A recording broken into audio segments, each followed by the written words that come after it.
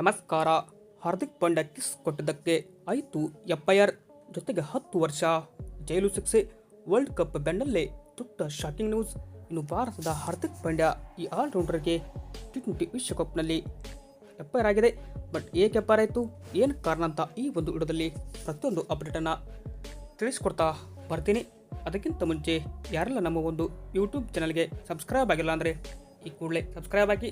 ಹಾಗೆಯೇ ಹಾರ್ದಿಕ್ ಪಾಂಡ್ಯ ಮತ್ತು ಶಿವಮ್ ದುಬೆ ಈ ಇಬ್ಬರಲ್ಲಿ ನಿಮ್ಮ ಪ್ರಕಾರ ಟೀಮ್ ಇಂಡಿಯಾದ ಬೆಸ್ಟ್ ಆಲ್ರೌಂಡರ್ ಯಾರು ಎಂಬುದನ್ನು ಕಮೆಂಟ್ ಮುಖಾಂತರ ತಿಳಿಸಿ.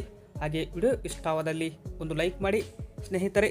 ಇನ್ನು ಭಾರತ ಮತ್ತು ನ್ಯೂಜಿಲೆಂಡ್ ನಡುವೆ ಫೈನಲ್ ಪಂದ್ಯ ಮುಕ್ತಾಯಗೊಂಡದ್ದು. ಇಂದು ಫೈನಲ್ ಪಂದ್ಯದಲ್ಲಿ ಟೀಮ್ ಇಂಡಿಯಾ ಗೆದ್ದು ಐತಿಹಾಸಿಕ ವಿಶ್ವ ದಾಖಲೆಯನ್ನು ಕೂಡ ನಿರ್ಮಿಸಿತ್ತು. ಇದರಲ್ಲಿ ಹಾರ್ದಿಕ್ ಪಾಂಡ್ಯ ಅವರ ಒಂದು ಉತ್ತಮ ಪ್ರದರ್ಶನ ಕೂಡ ಮುಖ್ಯವಾಗಿತ್ತು. ಹೀಗಾಗಿ ನಮ್ಮ ಟೀಮ್ ಇಂಡಿಯಾದ 3ನೇ ಬಾರಿಗೆ T20 ವಿಶ್ವಕಪ್ ಎತ್ತಿ ಹಿಡಿಯುವಲ್ಲಿ ಯಶಸ್ವಿಯಾದರೆ ಇತ್ತ ಹಾರ್ದಿಕ್ ಪಾಂಡ್ಯ ಮೇಲೆ ಎಫ್ಐಆರ್ ಆಗಿದೆ. ಬಟ್ ಏನಾಯಿತು ಕಾರಣ ಅಂತ ಕೇಳ್ತಾ ಹೋಯಿತು ಅಂದರೆ ನೋಡ್ಬೋದು. ಇನ್ನು ಹಾರ್ದಿಕ್ ಪಾಂಡ್ಯ ಅವರು T20 ವಿಶ್ವಕಪ್ ಗೆದ್ದ ಬೆನ್ನಲ್ಲೇ ಮೈದಾನದಲ್ಲಿ ತನ್ನ ಗೆಳತಿ ಮಹಿಕಾ ಶರ್ಮಾ ಅವರ ಜೊತೆಗೆ ಕಿಸ್ ಮಾಡಿದರು. ಅಂದರೆ ಇಲ್ಲಿ ಹಾರ್ದಿಕ್ ಪಾಂಡ್ಯ ಅವರ ಸೆಲೆಬ್ರೇಷನ್ ಮೇಲೆ ಎಫ್ಐಆರ್ ಆಗಿದೆ ಅಂತ ನಾವು ಹೇಳ್ಬೋದು.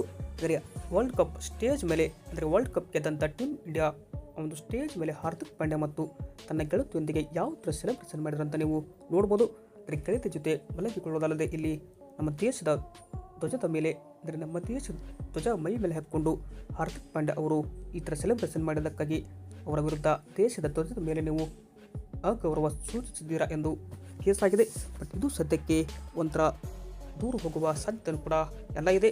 ಬಟ್ ಈ ವರದಿಗಳ ಪ್ರಕಾರ ಹಾರ್ದಿಕ್ ಪಾಂಡ್ಯ ಮೇಲೆ ನಮ್ಮ ದೇಶದ ಧ್ವಜದ ಮೇಲೆ ನೀವು ಅಗೌರವ ಸೂಚಿಸಿದ್ದೀರಿ ಎಂದು ಎಫ್ಐಆರ್ ಆಯಿತು. ಬಟ್ ವಿಡಿಯೋ ಇಷ್ಟ ಆಯ್ತು ಅಂದರೆ ಲೈಕ್ ಮಾಡಿ. Thank you.